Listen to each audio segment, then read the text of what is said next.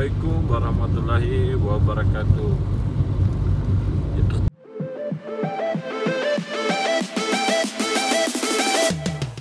Jadi di sini guys, saya ingin menjelaskan sedikit-sedikit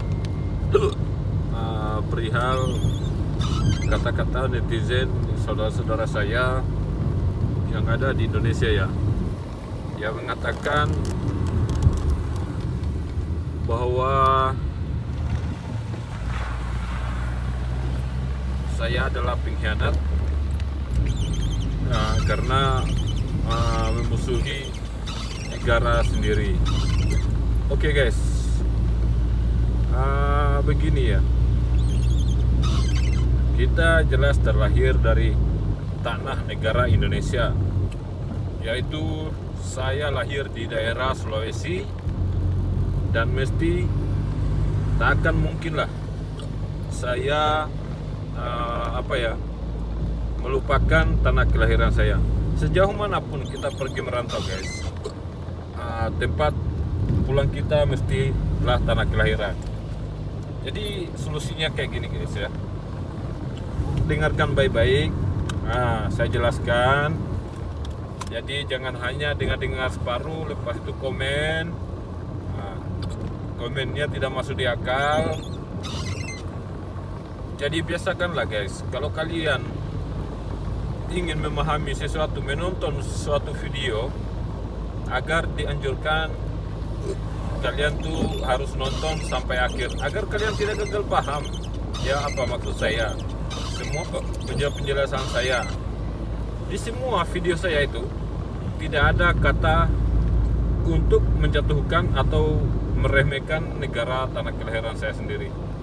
NKRI itu tetap dalam hati ya. Jadi mau bagaimanapun, sebusuk apapun juga, NKRI lah, negara Indonesia atau tanah kelahiran sendirilah tempat saya akan kembali juga.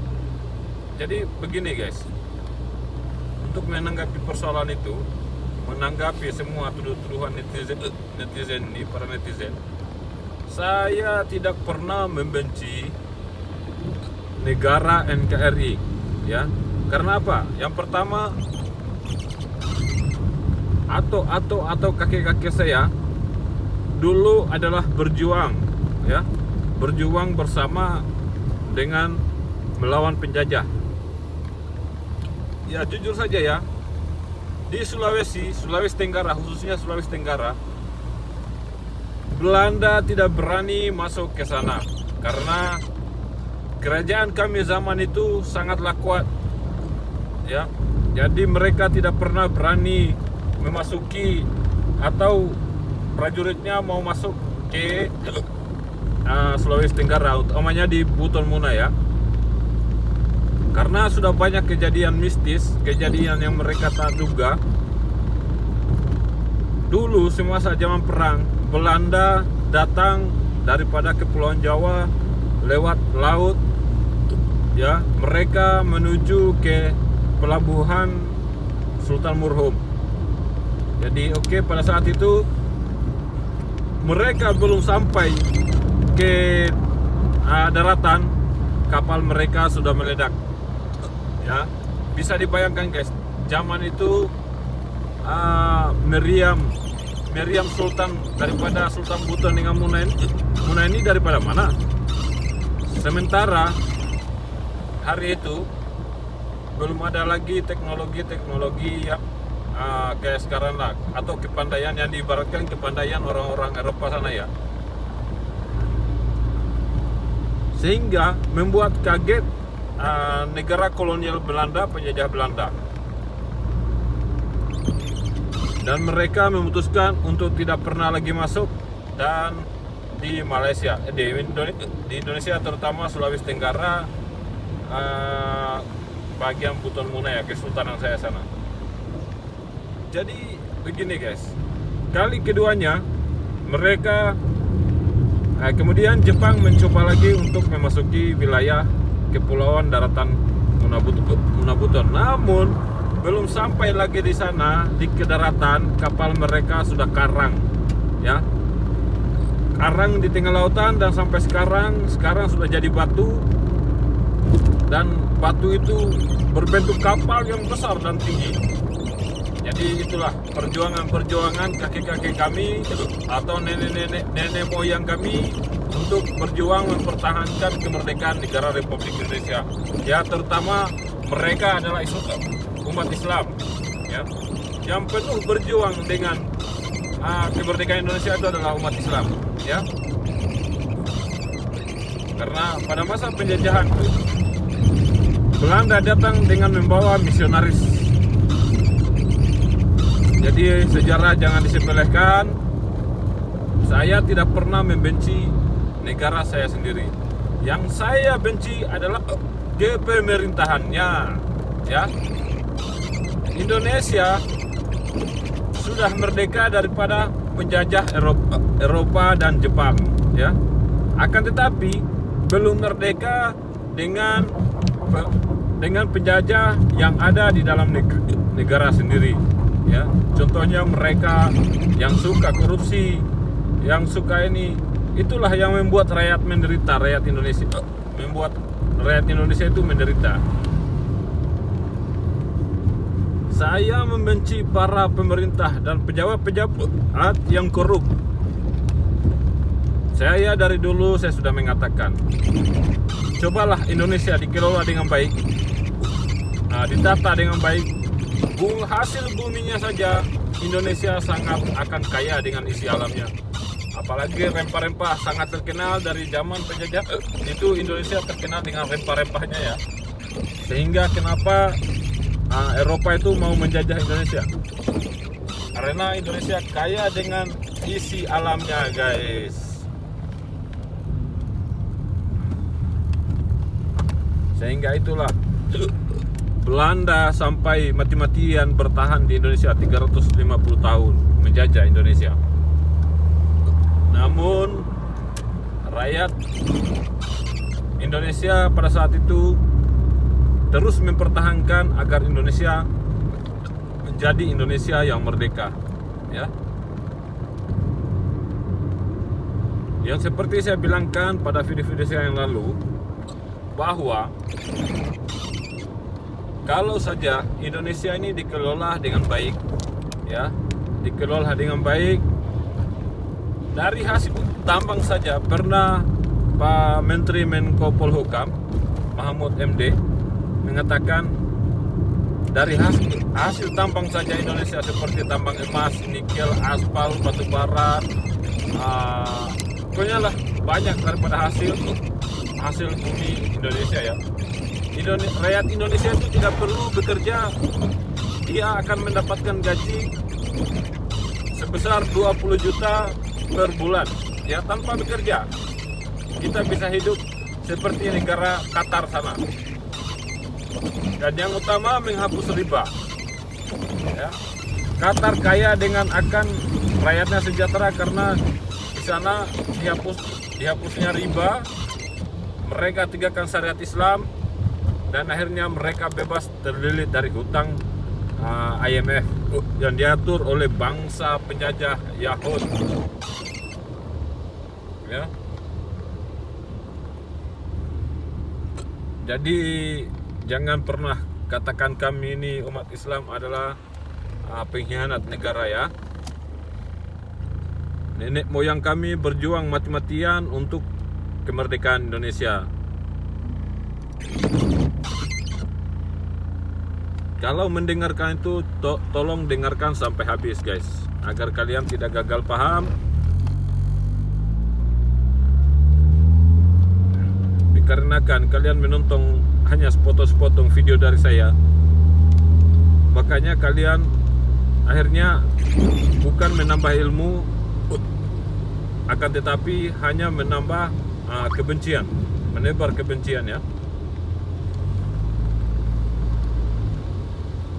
Itulah yang saya katakan, saya bukan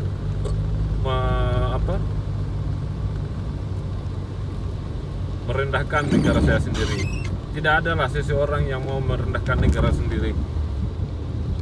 Dia hanya karenakan membenci seorang pemerintahan, ya, membenci para pemerintah yang hanya kerjanya mikirkan isi kantong sendiri, namun tidak memikirkan rakyatnya bagaimana.